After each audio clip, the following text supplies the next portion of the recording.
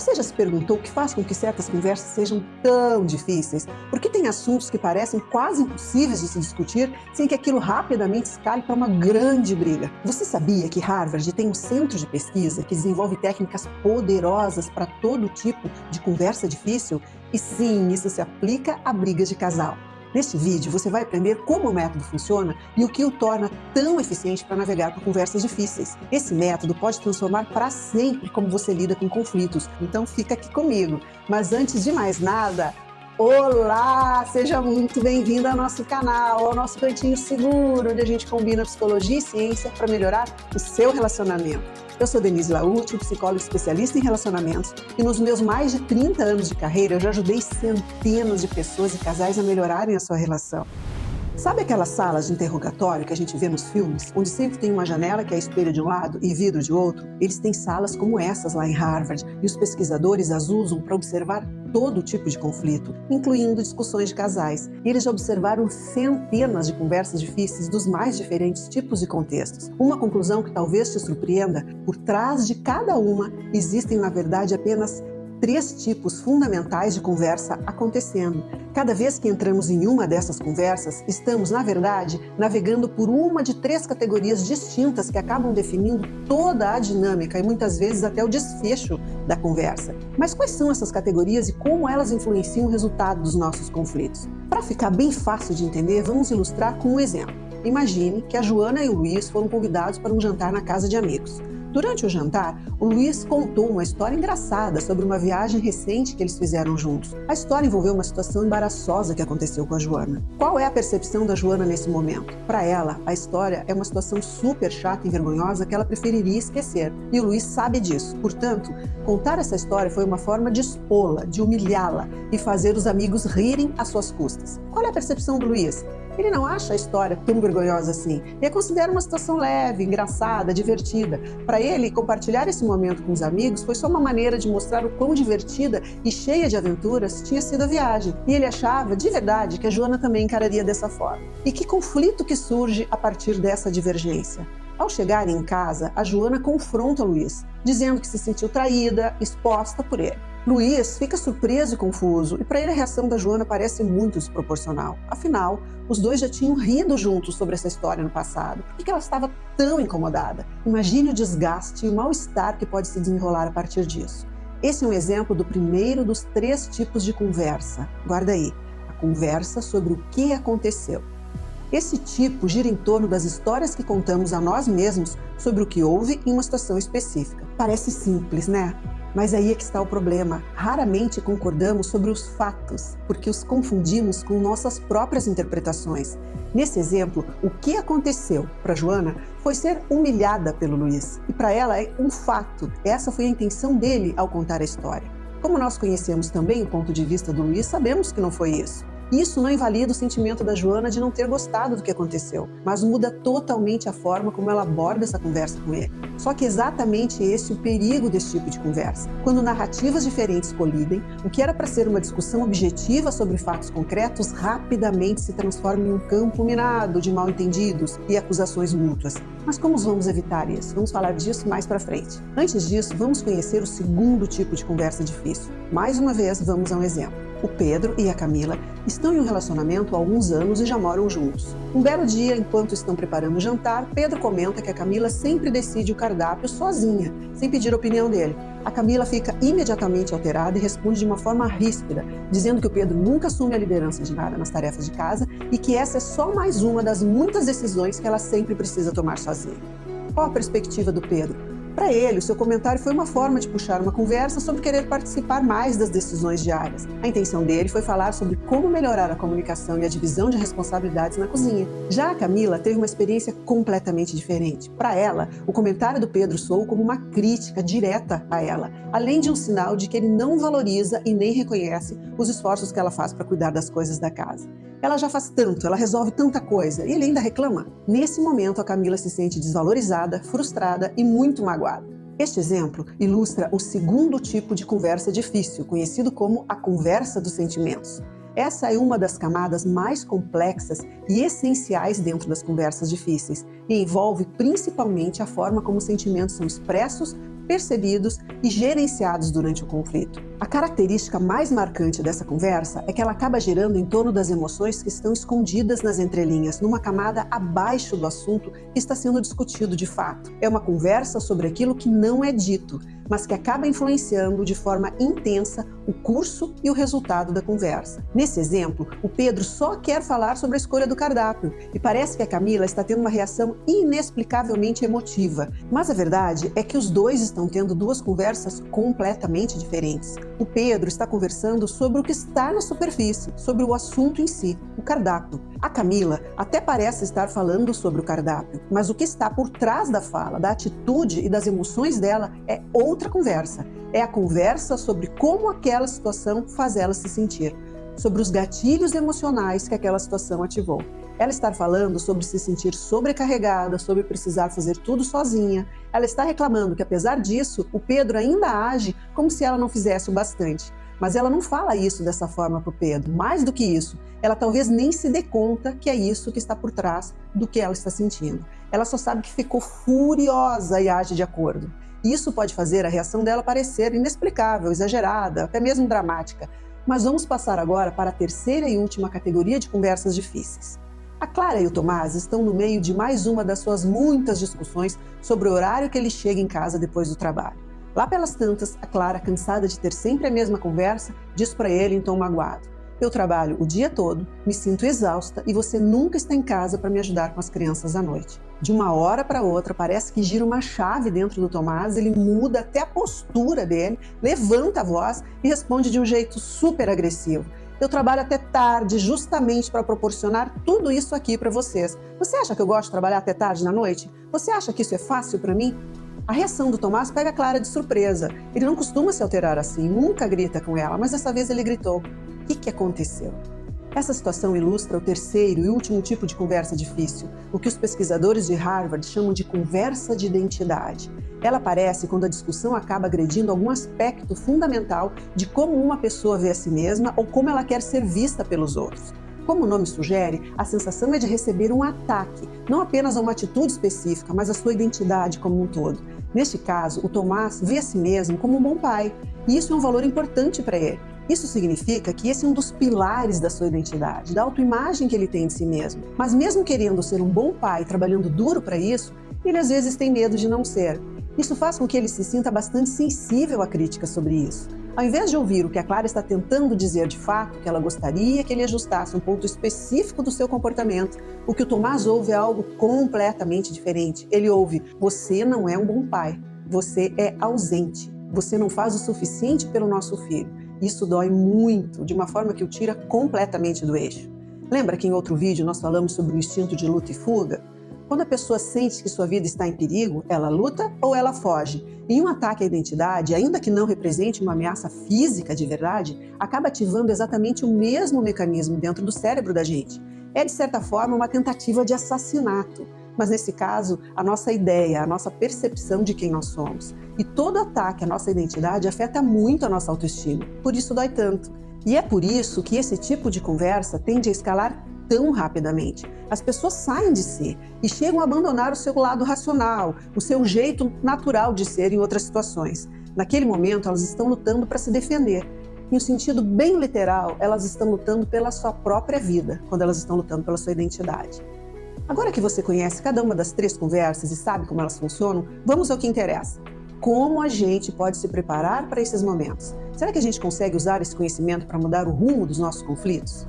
Em primeiro lugar, não podemos dizer necessariamente que certos tipos de conversa são melhores ou piores do que outros. O que importa é como cada um é usado. A eficácia de cada estilo depende do contexto da discussão, da relação entre as pessoas envolvidas e dos objetivos de cada conversa. Dito isso, a maneira como conduzimos essas conversas podem com certeza ser melhoradas para minimizar atritos, evitar mal-entendidos e promover o melhor entendimento. Vamos começar pela conversa sobre o que aconteceu. Uma das principais armadilhas desse tipo de conversa é a suposição de que existe uma única verdade sobre os fatos. Imagine uma bola, do tamanho de uma bola de sinuca, preta de um lado, branca do outro. Agora você imagine que um casal está cada um de um lado dessa bola. Se perguntarmos a um deles de que cor é a bola, ele responderá com confiança: é preta. Mas se perguntarmos ao outro, essa pessoa responderia também com confiança: é branca. Quem está certo?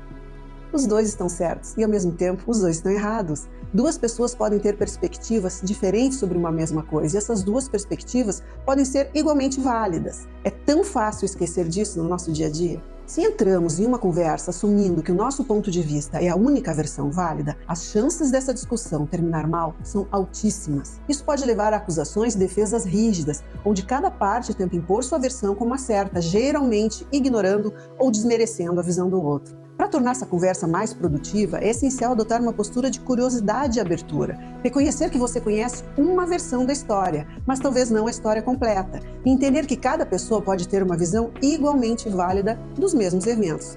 Perguntas como: me explica o que aconteceu, quero entender melhor seu ponto de vista, ou como você viu essa situação, são exemplos de abordagem que podem ajudar a abrir espaço para múltiplas realidades e facilitar um diálogo mais aberto e menos defensivo. Abordar essa categoria de conversa com a mente aberta, pronta para explorar não apenas o seu ponto de vista, mas também o do outro, pode abrir portas para uma compreensão mais profunda e resoluções mais pacíficas. Pense nisso como uma oportunidade para não apenas defender o seu ponto de vista, mas para expandir sua visão do mundo. Incorporar outras perspectivas pode aumentar a sua capacidade de empatia e te ajudar a criar pontos para entender o seu parceiro de uma forma cada vez mais profunda. E quanto melhor vocês se conhecerem, mais fáceis de lidar serão os conflitos entre vocês. E para a conversa dos sentimentos? Aqui, a principal armadilha é ignorar ou suprimir os sentimentos envolvidos. Por exemplo, quando os sentimentos que estão por trás das palavras não são expressos claramente ou são mal interpretados. No nosso exemplo do Pedro e da Camila, um simples comentário sobre o cardápio desencadeou uma resposta emocional intensa,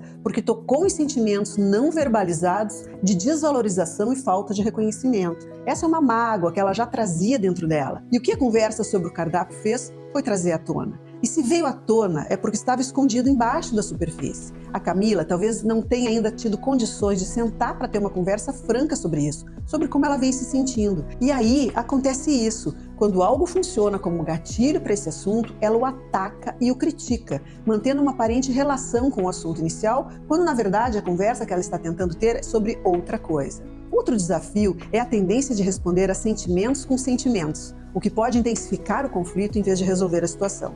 Imagine se a reação explosiva da Camila levasse a outra reação explosiva do Pedro. E é isso que costuma acontecer. Quando uma pessoa sobe o tom, tem boas chances da outra subir também para acompanhar. É fácil que uma conversa assim acabe saindo do controle. Uma boa prática é validar e reconhecer verbalmente os sentimentos desde o início da conversa. Isso não significa concordar com o outro ou dizer que ele está certo, mas sim reconhecer que seus sentimentos são legítimos e importantes. Frases como: eu vejo que isso te magoou, ou eu entendo que isso pode estar sendo frustrante para você, podem facilitar uma maior empatia e reduzir um pouquinho as defesas. Validar os sentimentos do outro é um passo muito poderoso. Mas mesmo entendendo esses passos, nem sempre vamos conseguir agir dessa forma. Talvez ainda mais importante, os outros certamente não vão agir sempre assim com a gente. Um dos segredos para lidar com conflitos de forma saudável é entender e aceitar que a forma como as conversas chegam até a gente nem sempre serão as ideais, e tudo bem. Ainda que a outra pessoa não consiga trazer os seus pontos de vista da melhor forma, sempre temos a escolha de tentar entender o que está por trás daquelas palavras e trabalhar para uma resolução mais madura. Para isso, a receita é simples. Tente ouvir atentamente o seu parceiro, mesmo se ele estiver alterado, e tente separar na sua cabeça o que na fala dele diz respeito à situação em si e o que é sobre os sentimentos que aquilo despertou nele. Mantenha em mente que é possível que existam duas conversas diferentes acontecendo ao mesmo tempo e tente lidar com cada uma delas separadamente. Geralmente, as pessoas trazem esses dois componentes bastante misturados e nem elas mesmas entendem direito onde os fatos terminam e os sentimentos começam. Mas fazendo esse exercício, você pode começar a sua resposta validando as emoções e os sentimentos do outro, para só então começar a endereçar a substância da conversa, ou seja, o que de fato aconteceu entre vocês. Seguindo essa ordem, as chances de desarmar a briga e conseguir chegar ao entendimento aumentam e muito. E como tudo, quando falamos de saúde emocional, isso vai envolver bastante prática. Não desanime se for difícil no começo, é assim mesmo. Prometo para você que vai ficando cada vez mais fácil com o tempo. Por fim, mas certamente não menos importante, Vamos falar sobre a conversa da identidade. Essa conversa é delicada porque toca diretamente na autoestima e na autoimagem das pessoas e muitas vezes de forma não intencional. No exemplo que discutimos agora há pouco, a Clara provavelmente não tinha intenção de atacar a identidade do Tomás. Ela não pretendia dizer que ele não era um bom pai. Ela só queria pedir ajuda em um ponto específico, para ele ser mais presente com a rotina do filho à noite. Mas para o Tomás, aquilo soou como um ataque à sua identidade, mesmo que a intenção não tenha sido essa. O mais interessante, provavelmente o Tomás nem se deu conta que foi isso que aconteceu. Todos nós podemos ter um ataque de fúria quando a nossa identidade é atacada, mas raramente percebemos ou entendemos de onde aquela fúria está vindo. Se você já se sentiu furiosa ou furioso durante uma conversa sem nem saber direito o motivo, tem uma boa chance desse ter sido o estopim. Se algo assim acontecer de novo, tente se fazer a seguinte pergunta: que parte da minha autoimagem essa pessoa atacou com esse comentário? Será que a intenção da pessoa realmente foi essa? Além disso, algo que é sempre bom tentarmos manter em mente é que o mundo não é preto e branco, ninguém é 100% uma coisa ou 100% outra. O Tomás pode ser um bom pai e ainda assim cometer erros de vez em quando. Isso não significa que ele não seja um bom pai, isso só significa que ele é humano, como todos nós. Ser um bom pai, ou ser qualquer outra coisa nessa vida, é um processo cheio de erros e de acertos. Mas vamos analisar melhor o que exatamente a Clara disse. Eu trabalho o dia todo, me sinto exausta e você nunca está em casa para me ajudar com as crianças à noite. O que te chama atenção nessa frase? Será que teria uma forma melhor dela comunicar a mesma coisa dizendo de forma diferente? Essa é uma das dicas mais valiosas quando falamos de conversas de identidade. Quando falamos em termos de você sempre ou você nunca, aumentam muito as chances da outra pessoa interpretar isso como um ataque à sua identidade. Muitas vezes fazemos isso para efeito dramático, para deixar claro que é algo que acontece com muita frequência. Mas dito dessa forma, isso pode facilmente ser interpretado como um ataque à identidade do outro. Você nunca está em casa, soa forte, pesado, quase como uma sentença. Parece que estamos decretando que a pessoa é aquilo. Eu sei, minha querida, a gente não fica parando para analisar tudo que fala. Muitas vezes damos uma exagerada mesmo, porque certos comportamentos realmente são comuns. Mas mesmo assim, é importante a gente se policiar em relação a isso. A Clara, por exemplo, poderia ter dito algo como: eu trabalho o dia todo, me sinto exausta e tem acontecido bastante de você não chegar a tempo para me ajudar com as crianças. Vamos pensar em formas de melhorar isso? Você concorda que, dito dessa forma, a Clara terá muito mais chance de iniciar uma conversa construtiva? Ainda assim, temos que entender que isso não garante necessariamente que o Tomás não sentiria sua identidade de bom pai sendo atacada. Isso é sempre muito subjetivo e está sempre relacionado com as inseguranças que cada pessoa sente sobre determinado assunto. Imagine que ele chegou em casa já se sentindo culpado sobre isso, se torturando por isso acontecer com tanta frequência. Ele ama o filho, passa o dia sentindo saudade dele. Cada vez mais tem chegado em casa tarde e com o filho já dormindo. E ele se odeia por isso. É bem provável que qualquer comentário sobre isso vindo da Clara funcionaria como a gota d'água que faz o copo transbordar.